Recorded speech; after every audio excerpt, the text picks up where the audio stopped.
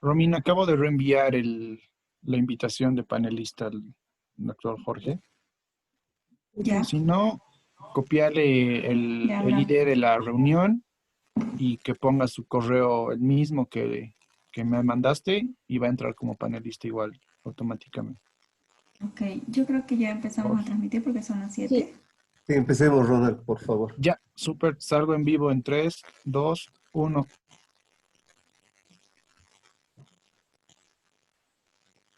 Esperemos que ingresen algunos para iniciar la presentación.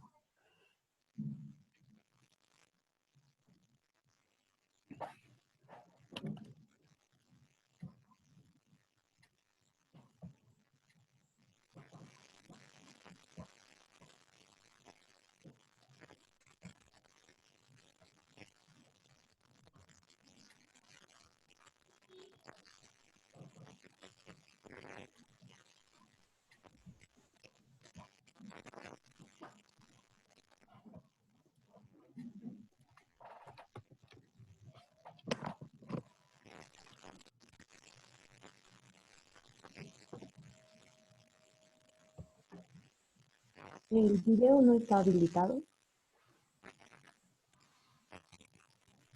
¿Usted puede habilitarlo, doctora? Abajo está la Ya. camarita.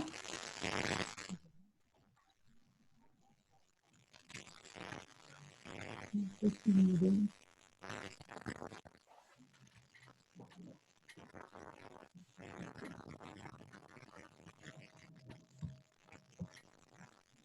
Ahí está.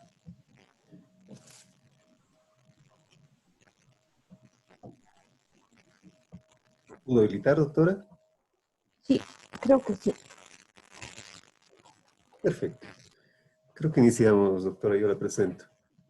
Ya, perfecto. Tengan ustedes muy buenas noches. Bienvenidos a la charla Manejo del estrés en pacientes con diabetes en tiempo de pandemia. A cargo de la experta, doctora Carla Herrera, que como resumen de su currículum muy extenso, podemos mencionar, es diabetóloga de la Universidad René Favaloro de Buenos Aires, Argentina, diabetóloga de la Universidad La Salle de México y Centro Multidisciplinario de la ciudad de Pachuca de México, educadora en diabetes de la Universidad de La Salle de México y Centro Multidisciplinario de Diabetes, Pachuca, México, educadora en diabetes para personal de salud, UNINI, Puerto Rico y Universidad Atlántico en España, especialista en nutrición y diabetes SAD Argentina, especialista en pie diabético ¿Dónde está el SAD Argentina, educadora en diabetes, Club de Diabetes Solo una Gota, cargador? Tarija, de cuyos clubes ha sido fundadora.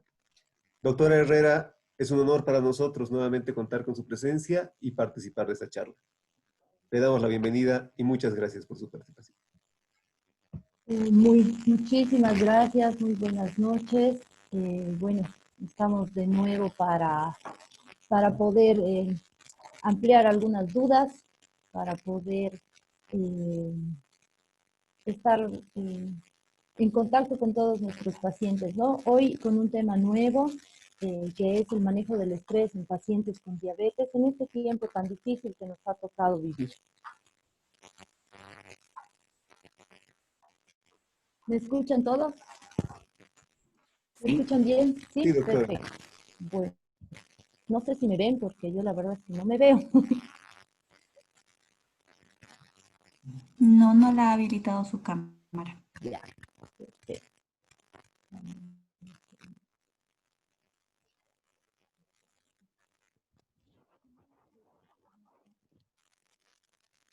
A ver, ¿la presentación sí la ven? Sí. Sí, Ya, doctora. empezaremos. Muchas Y ahí gracias. vamos a continuar. Bueno, es muy importante el estrés en este tiempo de pandemia porque es una de los o las principales causas para una alteración en la glucosa en los pacientes con diabetes. Primero vamos a describir qué es el estrés. El estrés es la forma como el cerebro y el cuerpo van a responder a cualquier demanda de nuestro cuerpo o a cualquier tipo de desafío. El estrés va a ser también un sentimiento de tensión física o emocional que puede provenir de cualquier situación o pensamiento que haga sentir a una persona ya sea frustrado, nervioso, furioso. Bueno, hay diferentes sentimientos que nosotros podemos tener que nos van a llevar a algún tipo de estrés. El estrés es la forma como el cerebro además va a responder ante cualquier demanda, cualquier desafío, como por ejemplo un rendimiento en el trabajo, un cambio importante en la vida, un acontecimiento traumático también puede ser, o bueno, alguna noticia que nos hayan dado que signifique impactante para nosotros. El estrés puede afectar nuestra salud y es muy importante ponerle mucha atención en la forma en que nosotros podemos superar este episodio, ¿no? Podemos estresarnos ya sea de mayor o de menor forma, dependiendo cómo vayamos a tomar nosotros el acontecimiento que vamos a vivir para buscar alguna solución. Ya hemos dicho que es un sentimiento de tensión física o emocional que puede provenir de cualquier situación o pensamiento que lo haga sentir a uno frustrado, furioso o nervioso. Además de todo, podemos indicar más o menos, vamos a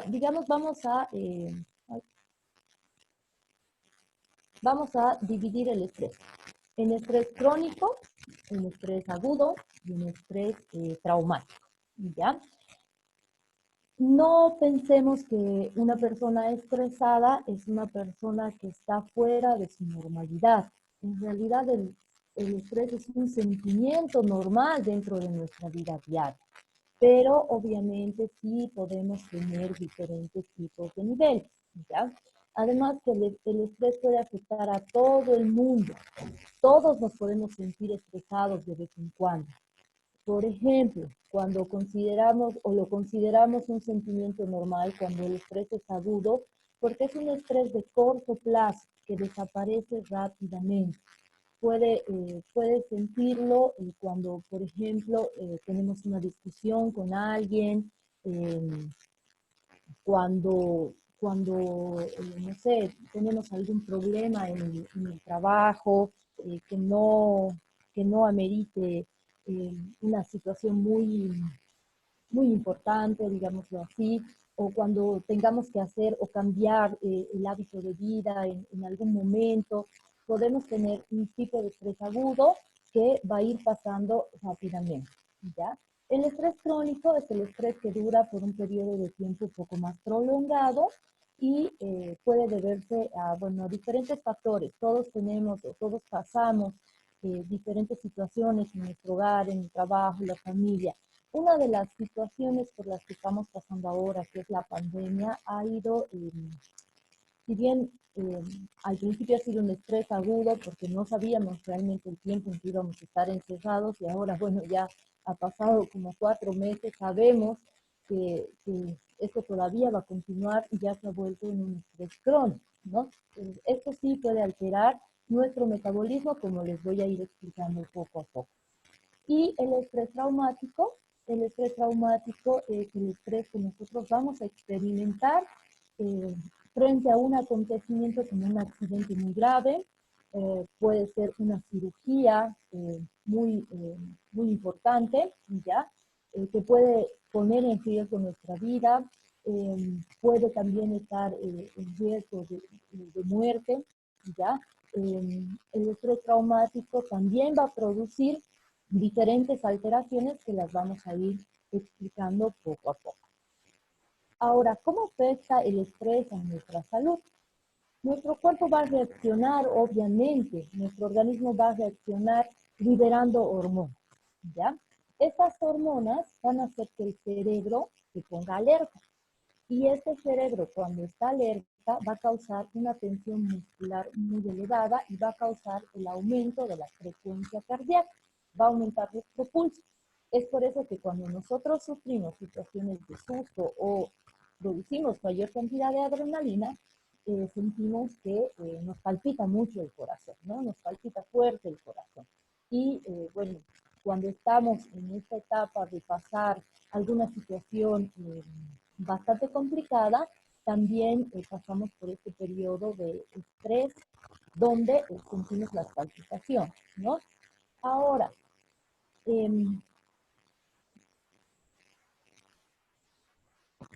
a corto plazo, estas reacciones van a ser buenas porque nos pueden ayudar a manejar situaciones donde nuestra vida está en peligro.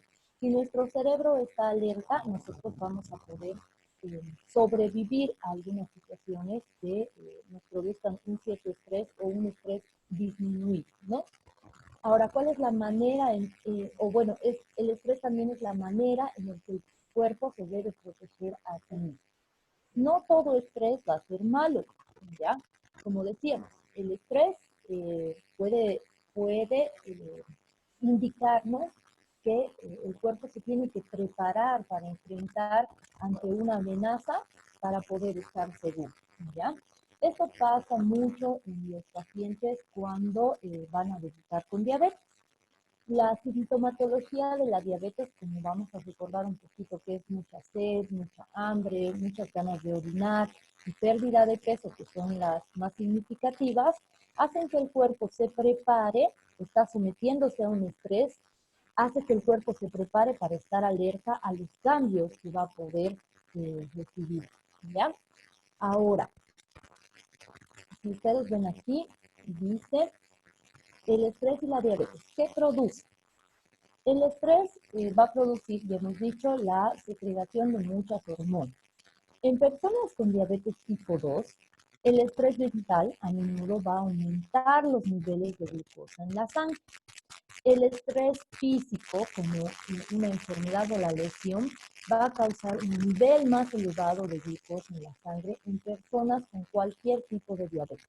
Recordemos que tenemos diabetes tipo 1, diabetes tipo 2 y diabetes gestacional, donde la diabetes tipo 1 pertenece o está dada en un grupo de niños y jóvenes que ya nacen con esta patología. Y la diabetes tipo 2, que antes era llamada diabetes del adulto y ahora se ha visto que también afecta a niños y a jóvenes, es la diabetes que se va adquiriendo por diferentes causas. Una de ellas, y la principal, es la alimentación. También hay factores de riesgo como la presión alta, la presión arterial alta, dislipidemias, alteraciones en el metabolismo, resistencia a la insulina, enfermedades de base o patologías donde el paciente pueda utilizar o esté utilizando muchos corticoides, ¿ya? También puede desencadenar en una diabetes tipo 2. Y la diabetes gestacional, que es propia de las mujeres embarazadas, es la diabetes que fisiológicamente se presenta a la semana 22 del embarazo. Todas las mujeres cuando están embarazadas pueden tener una resistencia o tienen en realidad una resistencia a la insulina que se exacerba en la semana 22, cuando el proceso de crecimiento del feto ya es muchísimo más acelerado y necesita glucosa para poder crecer dentro del útero de la madre. Entonces, cuando se produce este proceso, la madre realiza una resistencia a la insulina, porque ella produce insulina, pero también el feto dentro de la mamá tiene que producir la insulina. Esta resistencia fisiológica a la insulina puede desencadenar en una diabetes gestacional, que puede ser transitoria, es decir, que hasta el final del embarazo o por lo menos 6 meses después del parto, la mamá va a dejar de tener diabetes. O puede quedarse como una diabetes tipo 2. Incluso cuando una mamá teniendo diabetes gestacional en un embarazo, se embaraza de nuevo, puede tener la posibilidad ya de hacer una diabetes tipo 2 en un segundo embarazo. Entonces, sí es muy importante tener la historia clínica de las pacientes cuando van a la consulta para saber si ellas han tenido algún tipo o este tipo de problemas. Este estrés también, el embarazo también significa un estrés para la mujer porque hay muchísimo cambio en nuestro organismo, en nuestro cuerpo, no solo físicamente, sino también hormonalmente. Y este estrés, el sometido fisiológico, digamos así, puede causar también una alteración en el metabolismo y puede causar diabetes. Ahora, cuando nosotros tenemos un estrés crónico, nuestro cuerpo se mantiene en alerta incluso cuando no hay peligro. Con el tiempo, esto nos pone en riesgo y también pone en riesgo nuestro organismo. ¿Por qué aumenta la glicemia en los pacientes con diabetes? Cuando existe estrés, el cuerpo se prepara a sí mismo para asegurarse de tener suficiente azúcar en sangre o energía lista y disponible para actuar. Ahora, ¿qué pasa? Fisiopatológicamente o fisiológicamente pasa lo siguiente. Los niveles de insulina van a caer. ¿Qué significa? Que el páncreas no va a producir mucha insulina. ¿Esto a qué nos va a llevar? Nos va a llevar a que el glucagón y la adrenalina se puedan elevar. Si el glucagón y la adrenalina se eleva, se va a liberar mayor cantidad de glucosa o de azúcar desde nuestro hígado. Y toda esa azúcar, digamos así, libre, va a transitar por nuestra sangre. Es por eso que en pacientes, especialmente en pacientes con diabetes tipo 2, la alteración o la subida de azúcar, la hiperglicemia que nosotros llamamos, es mucho más evidente que en pacientes tipo 1 o en mujeres embarazadas, ¿ya? ¿Por qué? Porque cuando hay estrés en diabetes tipo 1, ahí está para que ustedes lo vean, los pacientitos con diabetes tipo 1 son mucho más lábiles en cuanto a la estabilización de su glucosa. Son pacientes que no producen insulina en el páncreas, que las células beta del páncreas no tienen esa capacidad de producir insulina. Entonces, ellos están sometidos todo el tiempo a no producir la cantidad de insulina y a que su hígado pueda captar muchísimo más glucosa o pueda dar a la sangre más glucosa, ¿ya? Como decíamos, el glucagón y la adrenalina se van a elevar y bueno, la glucosa va a salir libre a la sangre por el hígado. Esto pasa y es un proceso en los pacientes tipo 1 que lo viven todos los días. Es por esto que los pacientes con diabetes tipo 1 tienen que inyectarse la insulina para que pueda producirse la metabolización y puedan estabilizarse las demás hormonas para que la glicemia en sangre no sea excesiva. Ahora, cuando los pacientes con diabetes tipo 1, que principalmente son niños y jóvenes, sufren un periodo de estrés, la glucosa va a variar, la glicemia va a variar muchísimo. Pueden hacer hipoglicemia como pueden hacer hiperglicemia. Y el manejo es un poco más complicado, ¿ya? Ahora, ¿qué va a causar el estrés en nuestro organismo? Va a causar, principalmente en la diabetes, puede causar complicaciones como el daño renal, que es una nefropatía diabética, ¿ya? Va a causar una retinopatía diabética, que es el daño a las células de nuestros ojitos. Un dolor neuropático, y aquí vamos a hacer un alto. Muchas personas van a la consulta y siempre preguntan si puede existir la diabetes nerviosa, ¿ya? La respuesta es que no hay un tipo de diabetes nerviosa instalado como tal. La diabetes es una sola, con estas subclases que hemos visto, pero sí puede producirse por como hemos dicho al principio, un estrés muy fuerte o demasiado estrés, o que nosotros pasemos en una situación muy complicada y podamos hacer que nuestro organismo secrete bastantes hormonas, ¿no? Una de esas, la baja de la insulina. Ahora, cuando aparece la diabetes por un estado de nerviosismo, por una alteración como esta, aparece generalmente con una consecuencia de la diabetes o una complicación que se llama neuropatía diabética, ¿ya? Que también en algún momento lo vamos a hablar, tiene diferentes estadios. El dolor neuropático está relacionado y está, bueno, directamente relacionado con la neuropatía diabética, es lo mismo, ¿ya? Pero esta complicación puede desencadenar el debut diabético por las alteraciones que vamos viendo. Ahora, otra de las causas, otra de las complicaciones que puede causar el estrés frente a pacientes con diabetes son las ulceraciones endocrinas, ¿ya? No olvidemos que las ulceraciones y los pies diabéticos también van relacionados con las neuropatías, ¿ya? Una neuropatía avanzada hace que el paciente que tenga una heridita o una úlcera en el pie, Sí, no, ¿sabes qué es? bueno, hace El que equipo, ahorita ya estoy limpio del tren. Entonces, el ruido de allá rebota este lado. El ruido de este lado rebota este lado. Yo cuando pongo música... ¿me escuchan? Sus micrófonos. Perdón. Bueno, una ulceración en los pies se produce, como decíamos, por una neuropatía diabética, ¿ya?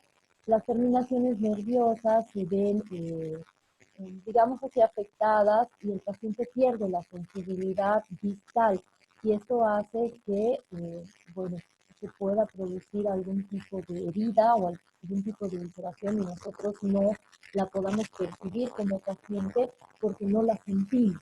Generalmente el pie diabético cuando inicia es un pie no doloroso, es una alteración que no causa dolor y nos vamos dando cuenta realmente de la infección cuando ya bueno va avanzando, ¿no? Entonces es muy importante que nosotros también dentro del tratamiento de nuestra diabetes tengamos el cuidado de revisarnos los piecitos cada vez que entramos a la ducha o por lo menos de 1 a 2 veces por semana.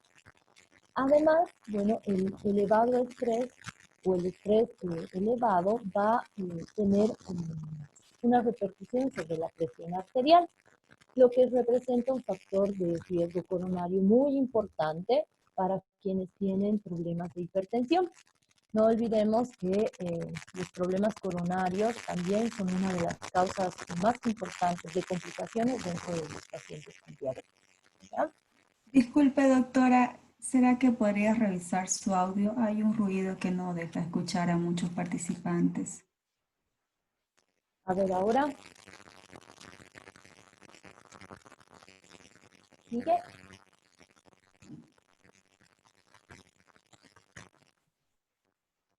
Ahí estaría bien. ¿Sí? ¿Está mejor?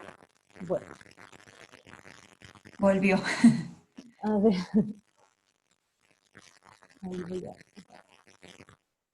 Ahora sí. Hace movimientos que se silencia. Ahora está bien. Ya. Ahora. Uy, Bueno, ahí no me muevo entonces. volvió de Ya. nuevo. Los signos de estrés también pueden ser una... ¿Me escuchan?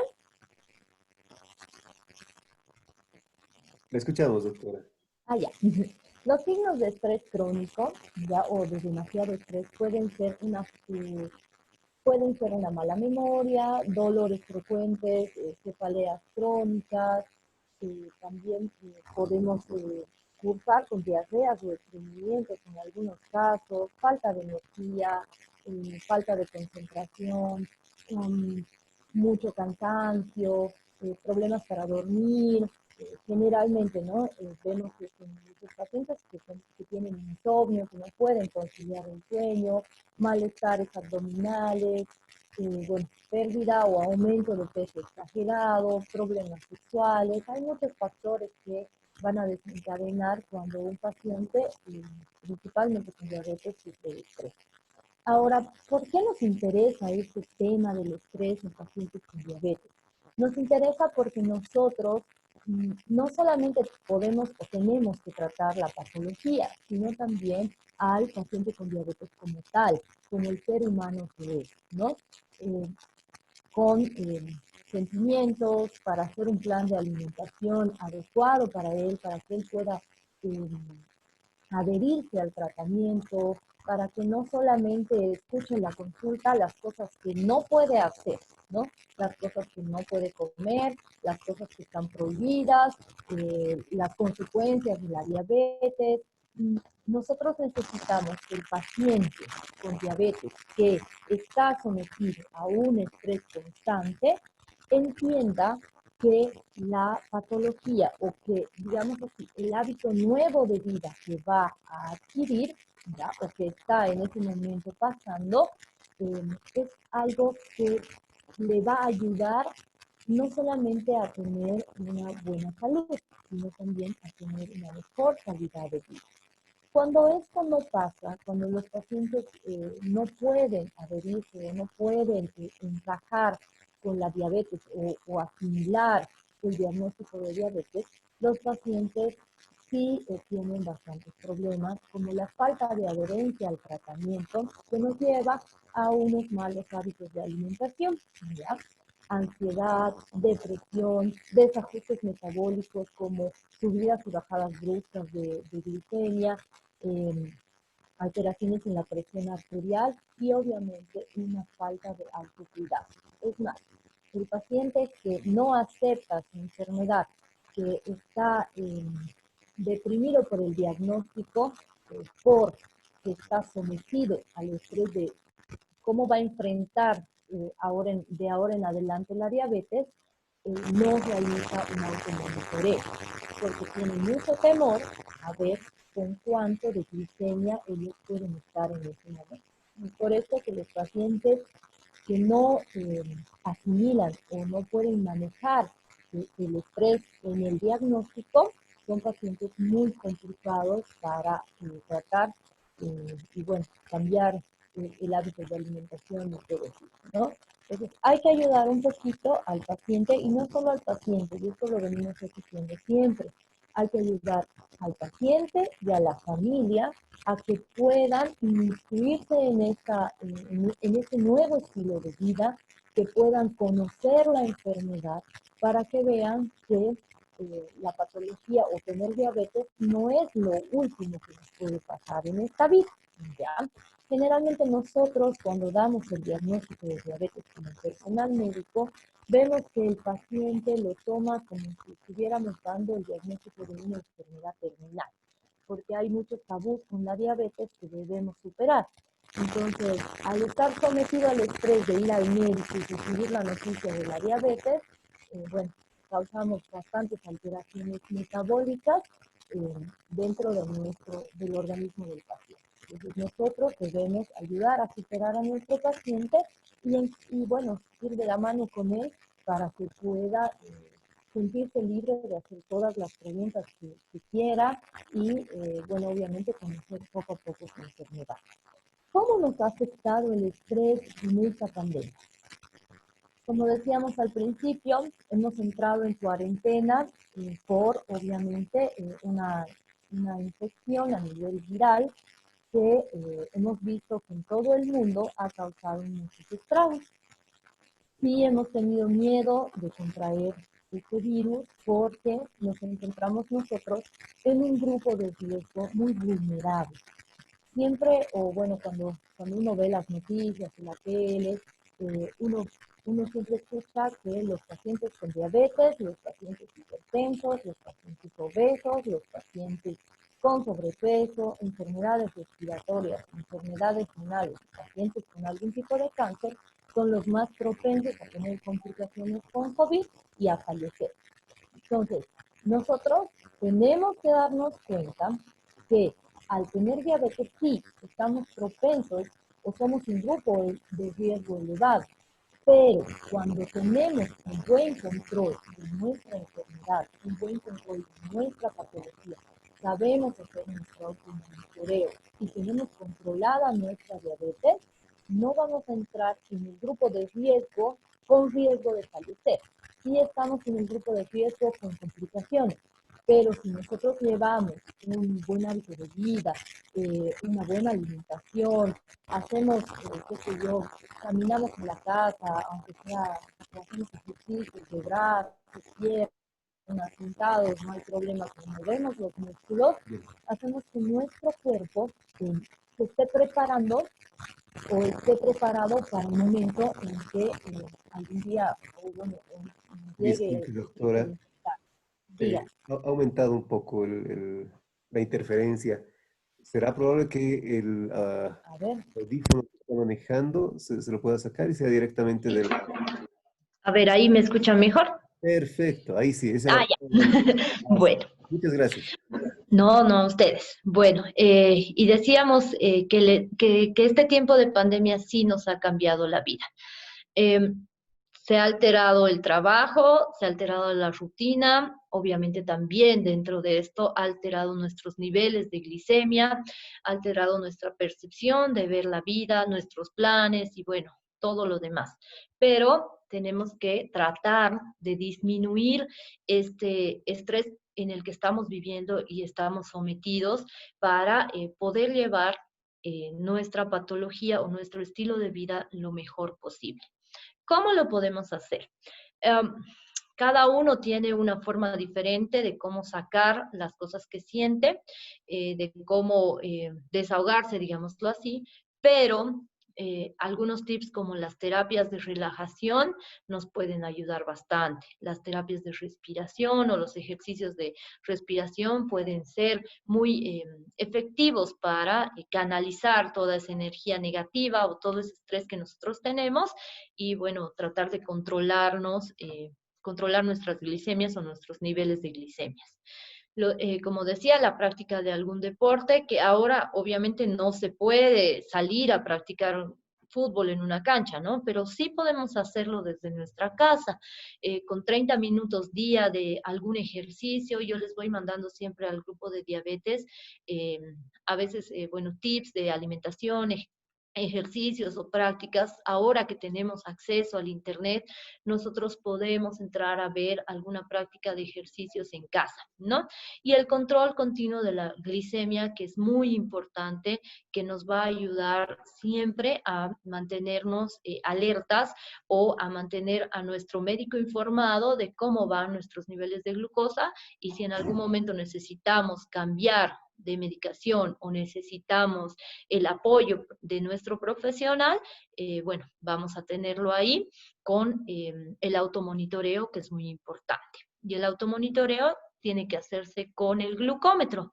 Y eso sí, hay que hacer hincapié que en este tiempo es muy importante porque no tenemos el servicio de salud a nuestra disposición, nuestros servicios están colapsados y bueno, nosotros también tenemos que cuidarnos y ayudar a nuestros médicos no saliendo de la casa, ¿no? Así que bueno, espero que la charla les haya servido y bueno, vamos a pasar a las preguntas. No sé si está dentro de nuestro panel la doctora Giovanna Manríquez. Sí se encuentra. Sí, buenas noches. Ahí está. Hola, Jovi. Qué gusto ¿Cómo ver. están a todos? Igualmente para todos los pacientes, muy buenas noches. Tuve un problema con el internet, sin embargo, bueno, con las disculpas del caso, pues estamos aquí reunidos. Y como veo, hay más o menos 104 participantes y la verdad es una alegría porque es un trabajo del día a día que hace que la doctora Carla pues se preocupe con cada uno de los pacientes, pues y muchas gracias, ¿no? Porque obviamente eso es lo que más se necesita, el apoyo con los pacientes. Yo había preparado una pequeña, solamente algo puntual para recalcar lo que la doctora ampliamente conoce de diabetes y justamente ahora, si me permites, unos 5 minutitos para luego ya Claro entrar que sí. de preguntas, porque además tenemos una sorpresa que imagino que la Sí, doctora les ha debido comentar. No, todavía. No hemos no. comentado la sorpresa. Ahorita vamos a comentar la Muy sorpresa bien. para que todos nuestros pacientes pues estén atentos. Muy bien, entonces puedo compartir la pantalla, ¿no?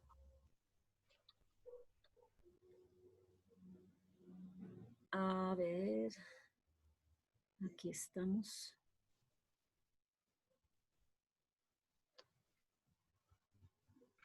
Ahora sí.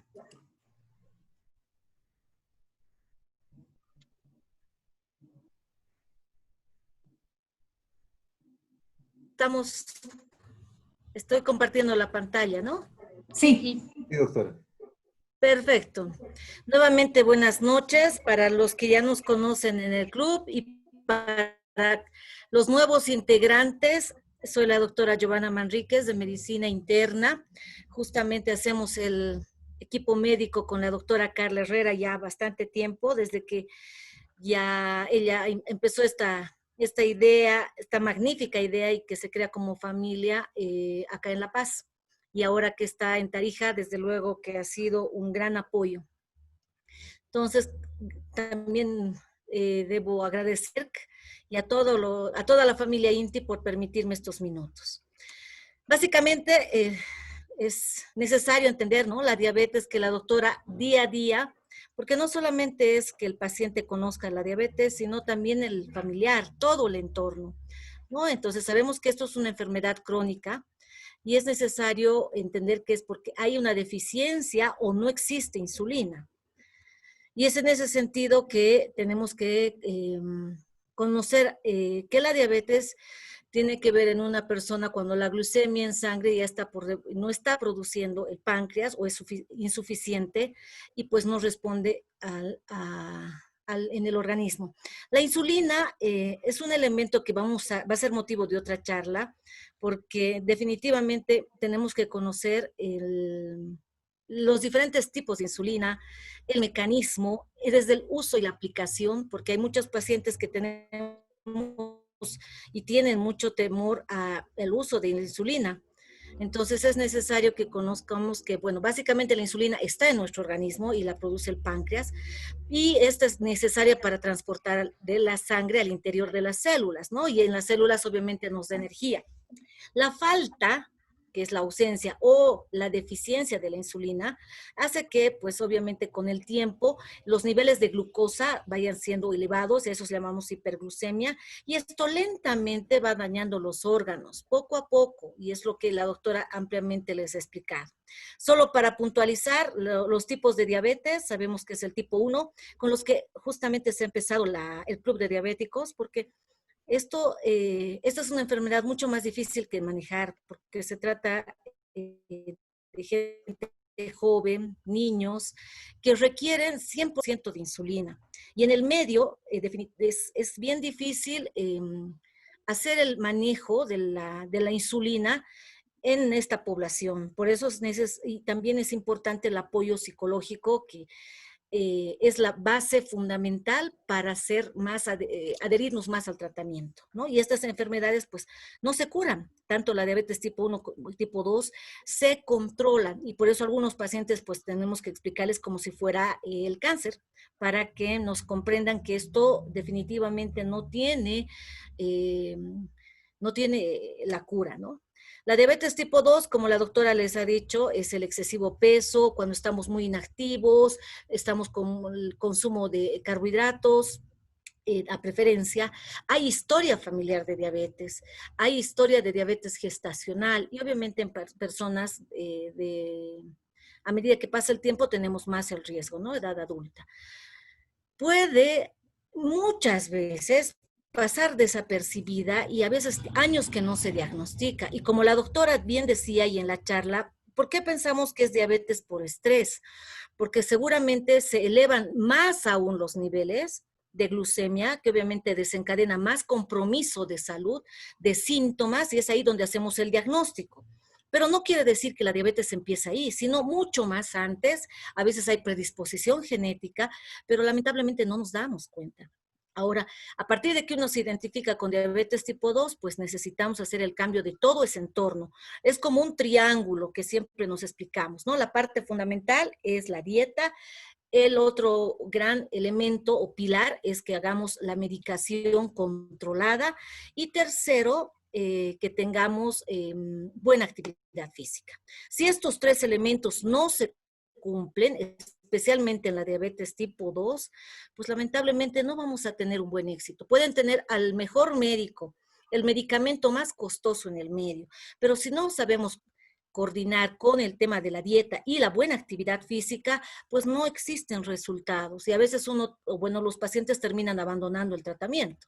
La diabetes gestacional, como la doctora les indicaba, pues es la diabetes que aparece durante el embarazo y pues, a veces causa más riesgo para incluso el niño o el feto. Y también puede quedar, ¿no es cierto? La diabetes, la mamá puede quedar de diabetes gestacional con diabetes tipo 2. Básicamente, criterios diagnósticos, ¿no? La doctora ya en varias oportunidades y en las consultas, y para esto justamente se hace esta charla, y se repite nuevamente, no solamente es tomar una glucemia en ayunas, ¿no? Y decir que por alguna razón está en 120, 150, y no, ya tengo diabetes y uno entra en psicosis. Se asusta. Entonces, tenemos que hacer un diagnóstico con todos estos elementos. Tenemos que ver la glucemia postprandial y tenemos que saber los términos, porque a veces estamos años con diabetes y cuando se le pregunta al paciente, ¿y usted qué considera como diabetes en ayunas normal?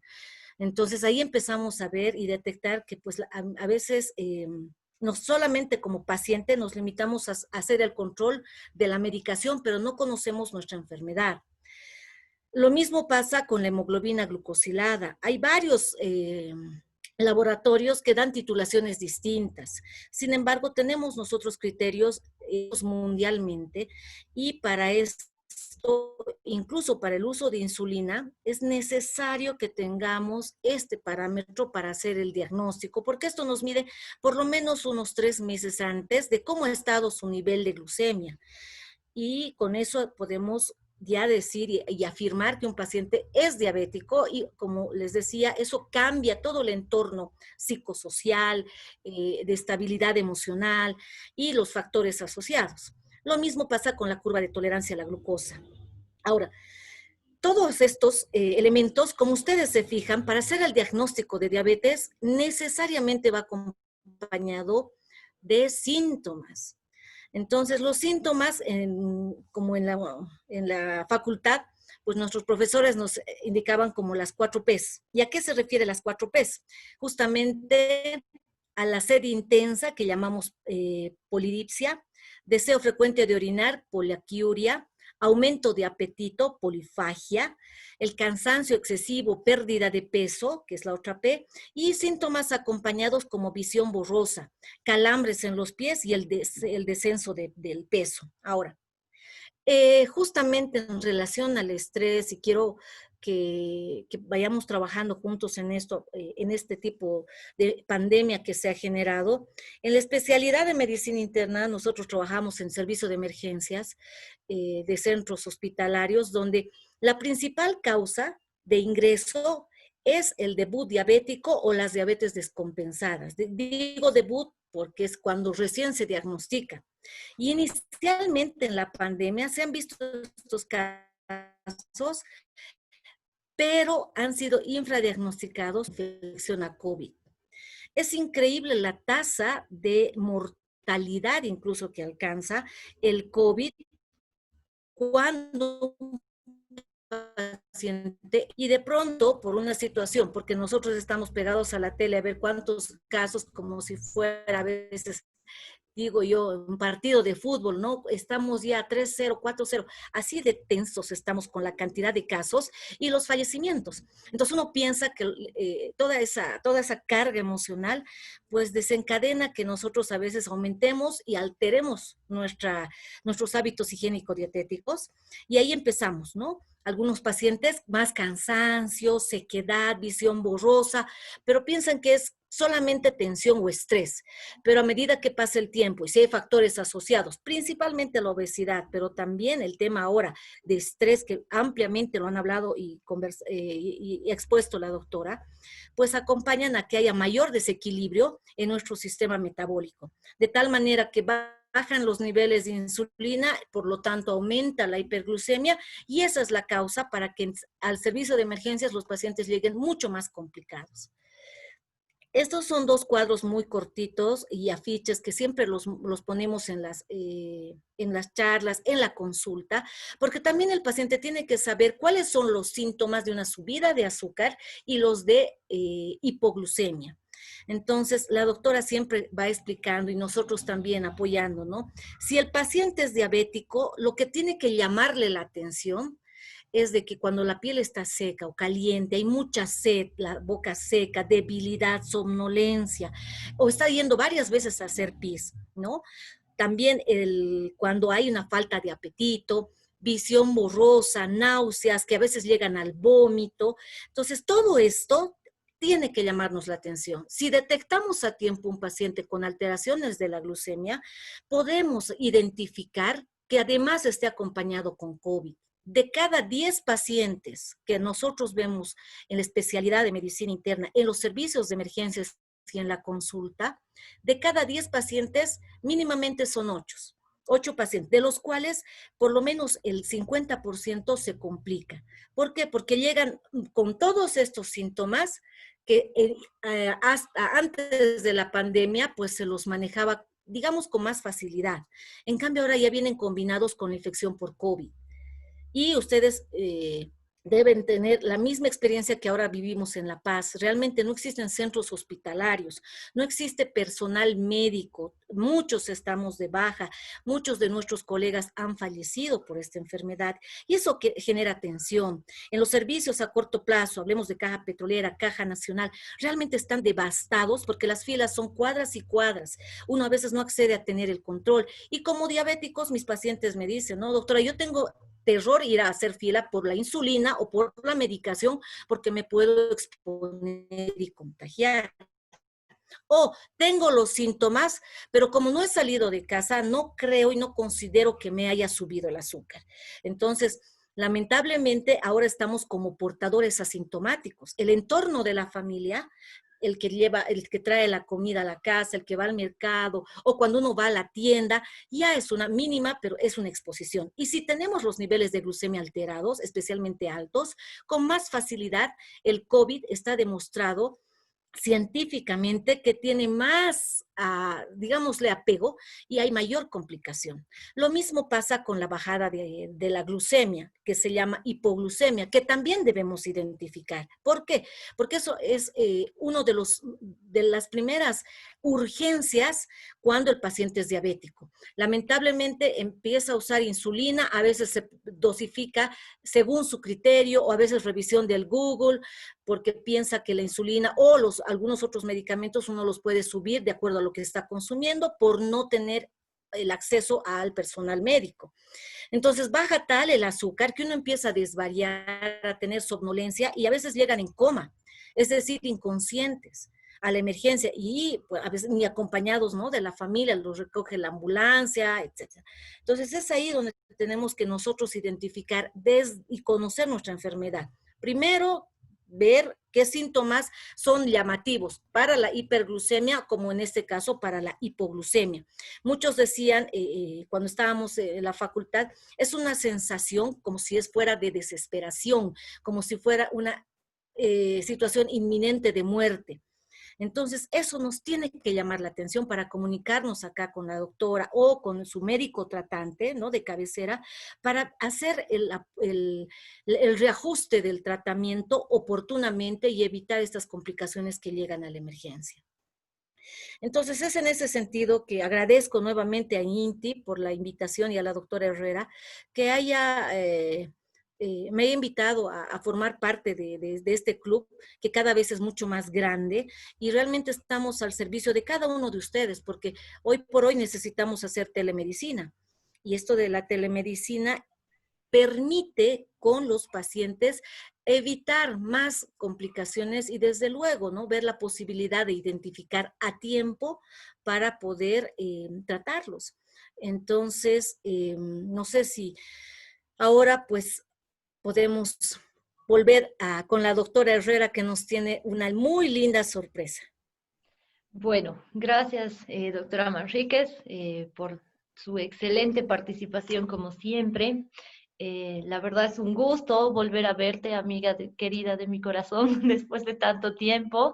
Y bueno, estar presentes en estas charlas. No sé si tenemos por ahí a nuestro invitado especial, Jorge. Al licenciado Jorge González. No ha ingresado todavía, doctora. Está en la charla, pero pero no se le habita, creo que no se ha... Ya le permitimos hablar. Puede habilitar su micrófono.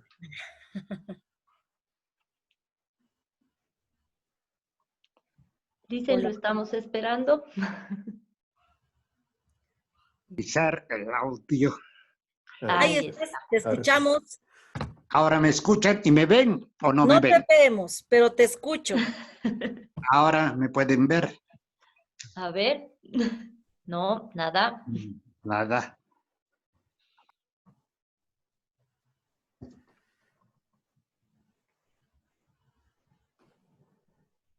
Creo que...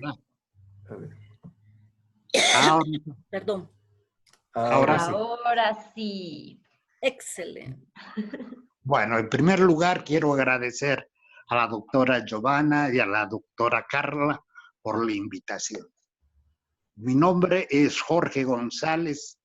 Yo soy logoterapeuta. La logoterapia estudia el sentido a la vida.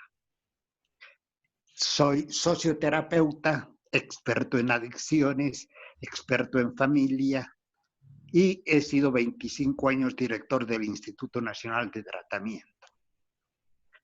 Ahora quería referirme en principio, yo voy a tratar todo esto desde el punto psicológico, que en cierta manera tiene algunas diferencias del punto científico y médico, pero yo creo que me van a comprender. En primer lugar, el estrés. ¿Qué es el estrés? Vamos a hablar. Es la preocupación. ¿Y por qué me preocupo? Por el temor. ¿Y esta preocupación a qué me conduce? A crecer cada día más el temor. Y el temor me paraliza. El temor me frustra. Y la frustración, ¿a qué me lleva? Se desencadena en dos cosas. En la depresión o en la agresión. Por eso, hace un momento escuchaba que la familia tiene que colaborar. No, la familia tiene que asumir su papel y su rol de familia. Y el que se tiene que hacer cargo es la persona que ha contraído esta enfermedad. Ahora, ¿por qué uno contrae las enfermedades? Porque las enfermedades son psicosomáticas. ¿Esto qué quiere decir? Que uno las crea. Entonces tiene que darse cuenta por qué ha creado esta enfermedad y comenzar a cuestionarse qué es lo que ha sucedido en la vida. Hay muchos pensamientos raíz que tenemos y realmente no nos hemos cuestionado porque la mayoría de las personas no saben por qué viven, ni para qué viven, ni qué es la vida. Me gustaría que cada uno se pregunte, ¿para qué vivo? ¿Por qué vivo? ¿Qué es la vida? Cuando uno se va respondiendo estas preguntas, en primer lugar, ¿qué soy yo? Yo les voy a dar a conocer qué soy yo. Yo soy un ser espiritual con una experiencia física. Uno es lo que piensa que es. Por eso hay que tener mucho cuidado con la palabra. Si yo digo, soy un tonto, eso soy. Ahora, realmente comenzar a valorarme, a darme cuenta de lo que soy un ser inteligente, creativo, talentoso, un ser excepcional, y realmente comenzar a actuar en función a eso. ¿Por qué? En la vida yo decido todo. Si ustedes se ponen a pensar en este momento, si quieren sentirse bien, se sienten bien. Si quieren sentirse mal, se buscan miles de justificativos. Deben decir, ese que está hablando habla macanas, estoy perdiendo mi tiempo porque estoy acá, qué tal y cual. Y uno se puede generar miles de problemas si quiere. De igual manera, uno va generando, digamos, una enfermedad cuando baja la autoestima. ¿Y por qué baja la autoestima? Porque me he desvalorizado. Realmente no me siento capaz de enfrentarme a la vida, de hacerme cargo, de analizar, evaluar todo el proceso que tengo. Por eso es tan importante aprender a pensar lo que estoy pensando.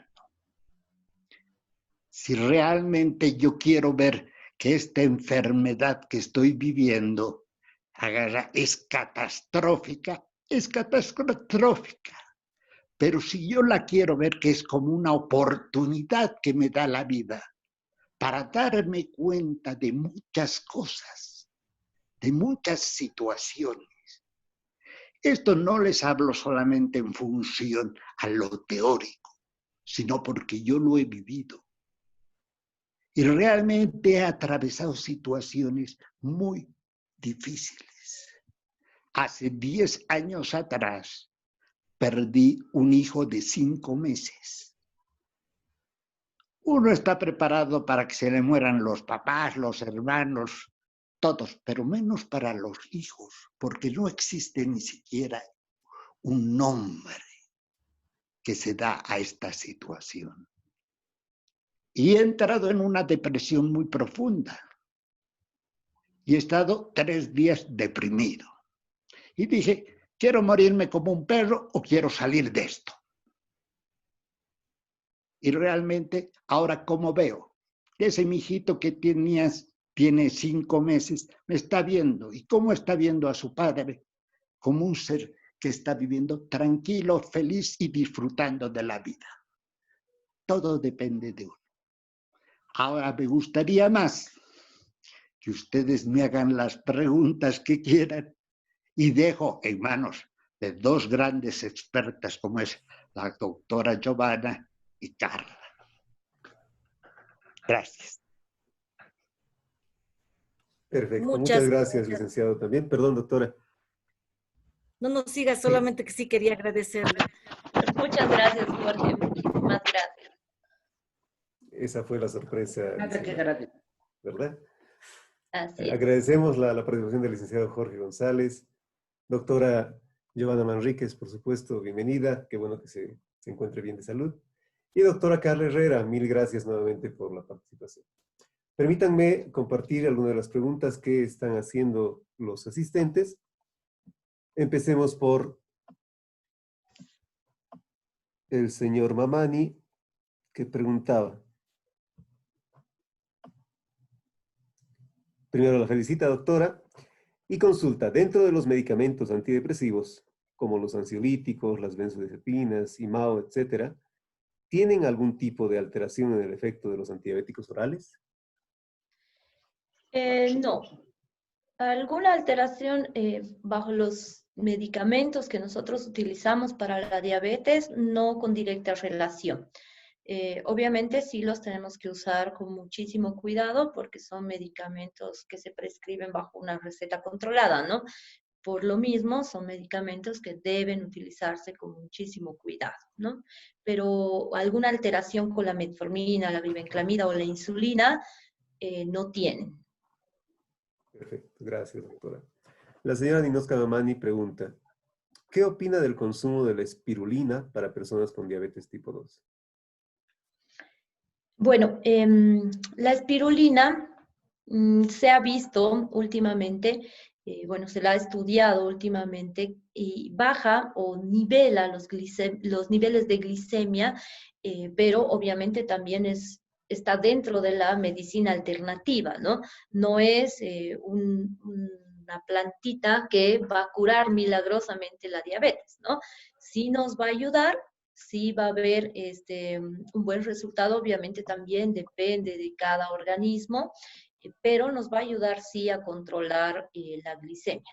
No tiene una contraindicación en cuanto a, al consumo, un alto consumo, pero generalmente viene en polvito, la espirulina, y se la puede consumir con frutas o en algún jugo que podamos hacer en casa. Gracias, doctora.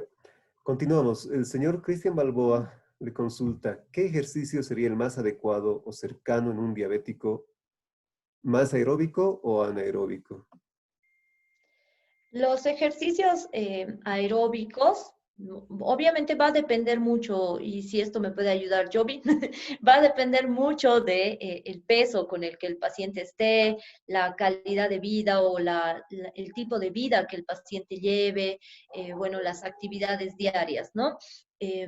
Va a depender mucho. Hay pacientes, por ejemplo, que tienen, además de diabetes, sobrepeso u obesidad, que los ejercicios aeróbicos les sientan bastante bien. Por ejemplo, para los pacientitos con diabetes tipo 1, no podemos prohibirles nosotros que practiquen algún deporte. Ellos deben hacer su vida lo más normal posible, ¿no? También puedes hacer ejercicios aeróbicos, ejercicios anaeróbicos como las pesas, que, bueno, se practican muchísimo más, ¿no? Pero los dos son recomendados siempre y cuando el paciente tenga un control de su glucosa. Básicamente, complementando al tema de la glucemia, para hacer una rutina de ejercicios es necesario hacer la evaluación completa de su perfil. Recordemos que la diabetes va acompañado de obesidad, dislipidemia, y en muchos de los casos esta enfermedad por sí sola, o sea, la obesidad o el exceso de peso, pues viene acompañado de problemas articulares como artrosis. Ahora, el tema metabólico que viene de mano de la hipertensión, que no la estamos mencionando, y la dislipidemia, ya de por sí condiciona que puede haber un mayor riesgo cardiológico.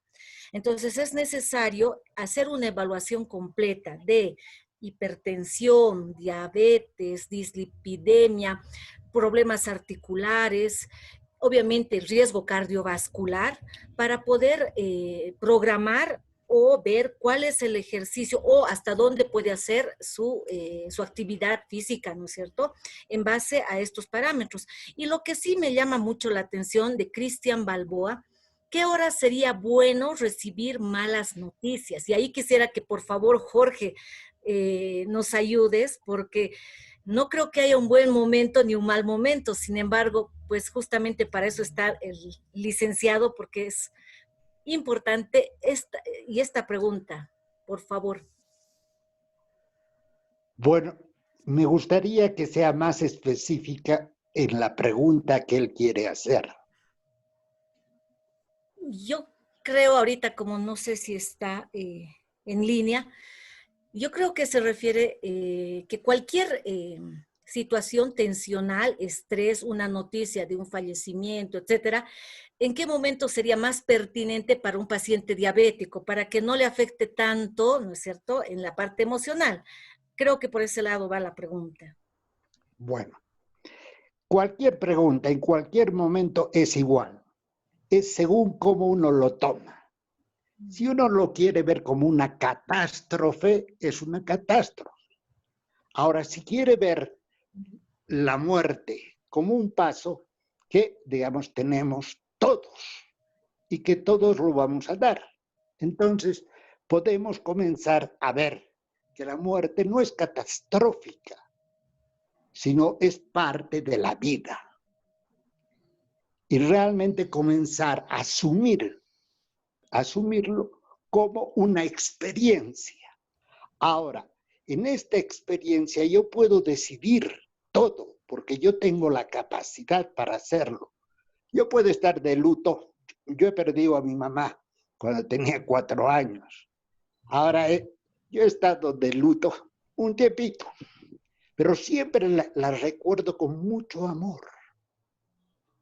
Ahora uno decide si yo quiero ir todos los días al cementerio a golpearme el pecho, puedo hacerlo. Es una decisión de uno. Pero también hay que tratar de entender que lo más importante es uno. Ahora, si yo me siento bien, voy a poder dar bienestar a los demás. Pero si yo quiero sentirme mal, voy a hacer sentir también a los demás en una situación incómoda. Y cada uno decidirá. Entonces, lo que tengo que aprender es a pensar y realmente comenzar a hacer un análisis claro. Esto, realmente, ¿qué valor quiero darle? Y evaluarlo. Y ver la muerte como parte de la vida. Porque todos vamos a llegar a eso. Ahora, si yo quiero amargarme, yo creo que, digamos, lo único que haría es, si esa persona realmente, digamos, estaría vida, generarle una situación más conflictiva. ¿Y a qué he venido a la vida? Realmente a estar bien. Y poder, si yo estoy bien, voy a poder dar bienestar a los demás. De lo contrario, ¿qué es lo que doy? Lástima, tristeza. Entonces, creo que no es una forma adecuada para vivir la vida. Gracias, licenciado. Continuamos con las preguntas. La señora Nancy Toledo le consulta. ¿Cuánto debe ser la glucosa normal en un diabético? Bueno, los niveles de glucosa normales en pacientes con diabetes deben ir de 70 a 100 miligramos decilitro en ayunas. Postprandial, como decía la doctora Manríquez, nosotros tenemos que conocer qué significa postprandial. Significa 2 horas después de la comida, entre 80 y 140. Esos son los niveles normales para los pacientes con diabetes. Gracias, doctora. Siguen entrando varias preguntas. Vamos a ir intercalando. La señora María Patiño le consulta, ¿es apropiado el uso de stevia? Yo vi. Esa es una pregunta que también me parece importante porque tenemos que ver alternativas y en esto me va a apoyar Jorge. A veces tenemos que, ¿cómo se dice?, engañar a nuestro cerebro. Porque el de pasar a una dieta hipercalórica como Coca-Cola, etcétera, llega el diagnóstico de diabetes y piensa al paciente que ha sido lo peor que en la vida le ha podido pasar y que va a cambiar de tomar de sentir sabores dulces a no consumir nada, pues muchos edulcorantes en el tiempo corto de estos últimos años, los supermercados se han llenado de productos con stevia y, bueno, varias alternativas. Entonces, algunos pacientes me dicen, pero doctora, yo puedo consumir miel, es sano, pero puedo consumir azúcar morena. Y como decía la doctora Herrera, pues el azúcar sea blanco, negro, moreno, rojo, sí. Entonces, y no solo diabético, en algún momento vamos a ver la relación que pasa con los, que vayamos dejando poco a poco, es verdad, pero sí se puede usar la stevia, es recomendado para no usar azúcar. Eso. Gracias, doctora.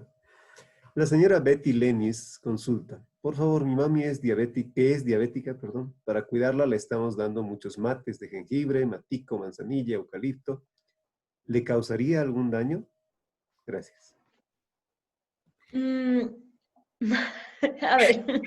Nos vamos a cargar. Bueno, la medicina alternativa como la medicina natural se ha utilizado hace muchísimos años, ¿no? Los medicamentos también son extractos de algunas plantas o algunas semillas sintetizados en un comprimido. Cuando nosotros damos, por ejemplo, la manzanilla en un mate, no sabemos exactamente la cantidad de manzanilla o la concentración que estamos dando. Entonces, no es que le haga mal al paciente, pero hay momentos en el que el paciente no está preparado metabólicamente para poder tener una carga excesiva de estos productos naturales. Se los puede utilizar, se los recomienda utilizar, pero con muchísima precaución y con mucho cuidado. No exagerar como en todo, ¿no? Decíamos que que si bien la medicina alternativa nos ayuda a nivelar las glicemias, también puede ser perjudicial cuando nosotros intoxicamos nuestro organismo. Solamente para complementar el tema del eucalipto, hacer mates, podría ser, digamos, recomendable y es la receta de la abuela, ¿no? Pero en estos tiempos, por favor, tengamos mucho cuidado con las infusiones.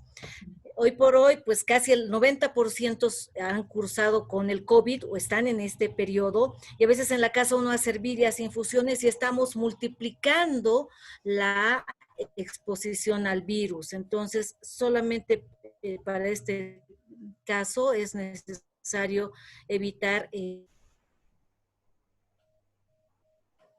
Si tienen alguna pregunta, podemos ir avanzando. Sí, sí, doctora, continuemos, por favor. Vamos a ir leyendo algunas más. ¿Está bien hacer ejercicio físico después de una comida? ¿A qué hora sería mejor hacer ejercicio y por cuánto tiempo? Bueno, las recomendaciones para las guías de ejercicio son de 30 a 45 minutos diarios, preferiblemente alejados de la comida, no después o inmediatamente después de comer, porque si nosotros tenemos una pesadez, necesitamos hacer digestión y bueno, nuestra sangre está ocupada en otra cosa y no podría ocuparse en el ejercicio más. Entonces ahí tenemos que tomar en cuenta un poco el horario como para no sobrecargar nuestro metabolismo. Perfecto, doctora.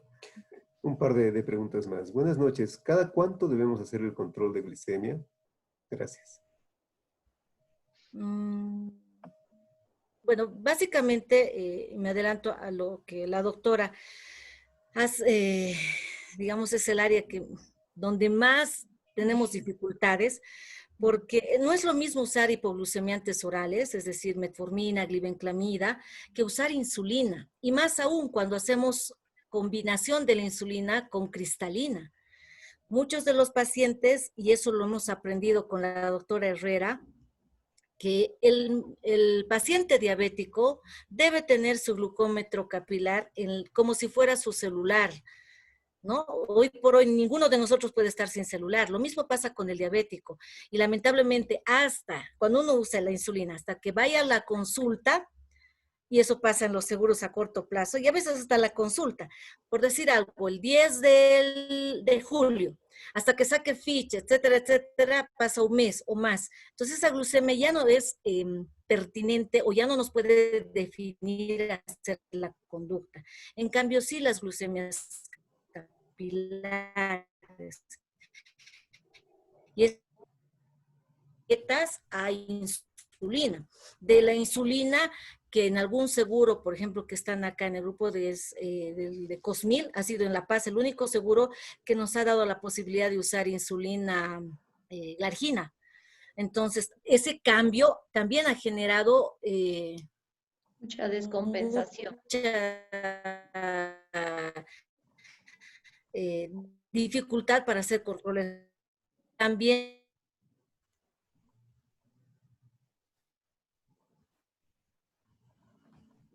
okay. Bueno, doctora. Para cerrar, la última pregunta. Buenas noches. Disculpe, me gustaría consultar sobre los beneficios y consecuencias que podría causar el dióxido de cloro en las personas con diabetes tipo 1, por favor. Pido la palabra. Te concedo la palabra, pero una aclaración antes.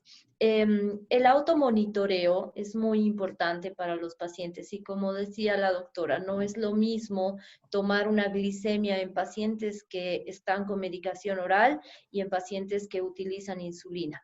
El automonitoreo es muy, muy importante, lo vuelvo a repetir. Generalmente, pacientes con insulina tienen que hacerlo de manera diaria hasta, bueno, controlar sus glicemias. Es muy diferente también en niños o jóvenes con diabetes tipo 1 y mujeres embarazadas con diabetes gestacional, porque el automonitoreo en estas personas se realiza por lo menos 7 veces al día, ¿ya? Entonces, bueno, cada paciente es un mundo, cada cada paciente que tiene diabetes es un caso muy particular y el tratamiento obviamente es muy particular para cada uno, ¿no? Como nos decía el licenciado Jorge, bueno, cada uno decide en esto de llevar su vida y también ante esa decisión cada uno, vamos a ponerlo así, al automonitoreo, cada uno decide cuidarse, ¿no? Para que, bueno, podamos llevar de la mejor manera nuestra diabetes. Te cedo la palabra, Jory. Es como salen las noticias o los memes famosos, ¿no? No hablar de fútbol, de política y dióxido de cloro. Sin embargo, por favor, tengamos mucho cuidado. Nosotros en la sociedad, tanto de medicina interna a nivel nacional, también la sociedad de neumología, la sociedad de terapia intensiva, tenemos los argumentos científicos para explicar y demostrar que el dióxido de cloro ha causado muchas complicaciones. De todas maneras, sigue siendo algo de controversia, pero entendamos que el COVID tiene una característica de el 100%, 80% se va a recuperar sin tratamiento. Incluso estos 80%, y ustedes lo van a ver en casa, que tal vez ni cuenta se dieron que han cursado, pero al que ha afectado más justamente es al paciente diabético, que le ha dado síntomas más agudos o que han tenido que internarse y bueno, y consecuencias a veces fatales. Sin embargo, como les digo, ese gran 80%, tomen paracetamol o acitromicina o no tomen, el proceso, la respuesta orgánica y el sistema inmune, pues va a controlarlo como un simple resfrío. Entonces, solamente el 20% va a desencadenar molestias clínicas y solo el 5% se va a complicar. Pero eso se está aumentando en este tiempo. ¿Por qué? Porque tenemos patologías no controladas o muchos de nosotros que tenemos predisposición diabéticos. A mi papá diabético, mi abuelo diabético, yo estoy con aumento de peso, mala comida y como ahora decía el licenciado, con mucha tensión. Todo esto nos ha generado tanto a la población en general, a los pacientes con diabetes y también al personal médico que está en como dicen, en primera línea, tanta tensión con los medios de el Facebook y los noticieros, uno entra en psicosis, entra en pánico.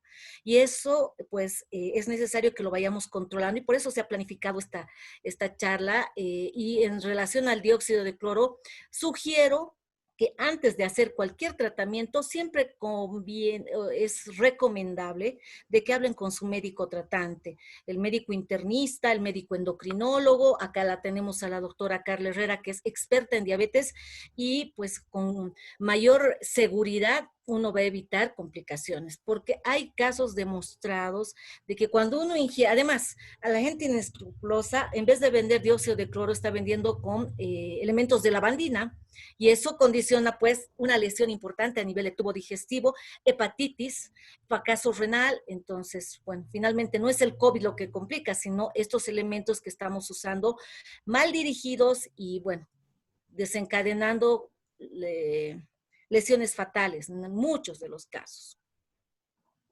Perfecto, doctora, muchas gracias. Con seguridad hay varias consultas, varias personales, particulares, de situaciones de pacientes, que se las van a poder hacer llegar a la doctora en persona. Agradecemos nuevamente la participación a la cabeza de la doctora Herrera, doctora Manríquez, licenciado González. Y ahora les cedemos la palabra a la doctora Herrera para poder cerrar esta actividad una vez más. Muchísimas gracias. Bueno, gracias, Gustavo. Agradecemos siempre a nuestra casa y a nuestra familia que es INTI. La verdad es que nos sentimos muy felices de poder llegar a varias personas que nos necesitan. Agradecerle al licenciado Jorge, que no tengo el gusto de conocerlo personalmente, pero ahora, bueno, ya nos pudimos ver. Y bueno, quisiera pedirle a él que nos pueda orientar un poquito sobre cómo sobrellevar este tipo de situación, ¿no? En nuestro hogar. Obviamente cada uno es un mundo, pero que nos pueda orientar un poquito para llevar de la mejor manera la pandemia. Y a mi querida amiga Giovanna, igual agradecerle que ella siempre está predispuesta a colaborar. Me encanta hacer este equipo y bueno, a ustedes también un gran abrazo, a todos nuestros pacientes y las personas presentes también agradecerles por el interés que siempre ponen a nuestras charlas. Muchas gracias, yo también te quiero.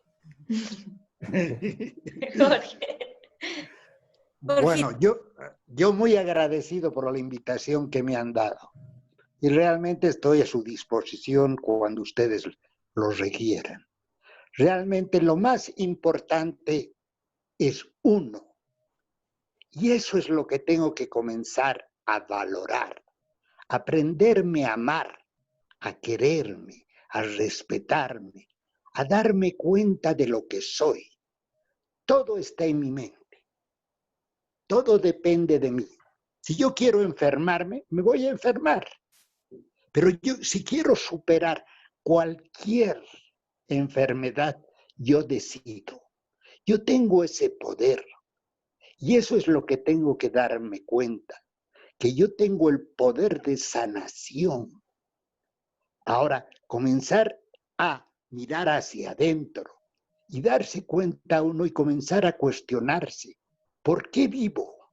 ¿Para qué vivo? ¿Qué es lo que hago en la vida? Y realmente responderme de una forma honesta, serena, tranquila. Y realmente darme cuenta que si yo estoy bien, voy a poder dar bienestar a todos. Pero si yo estoy mal, ¿qué voy a dar? Pena, tristeza. Y realmente complicar la vida a los demás y complicarme la vida. Por eso les deseo todo lo mejor y realmente los felicito por este panel y por esta forma de trabajar. Y les agradezco por la invitación. Hasta cualquier momento. Muchas gracias. Muchas gracias, licenciado. Y bueno, para despedirnos, doctora, de parte de Droguería Inti y su línea Merck, reiteramos el honor que es compartir con usted, agradecer el espacio que nos da y, por supuesto, esperamos poder compartir nuevamente una de sus charlas tan esperadas. A todos los asistentes, agradecemos su participación y los esperamos en una siguiente, que con seguridad también va a tener sorpresas. Tengan ustedes muy buenas noches. Gracias. Buenas noches a todos. Buenas noches. Buenas noches. Buenas noches. Buenas A todos, noches. buenas noches. Gracias. Buenas noches. Buenas Buenas noches. noches.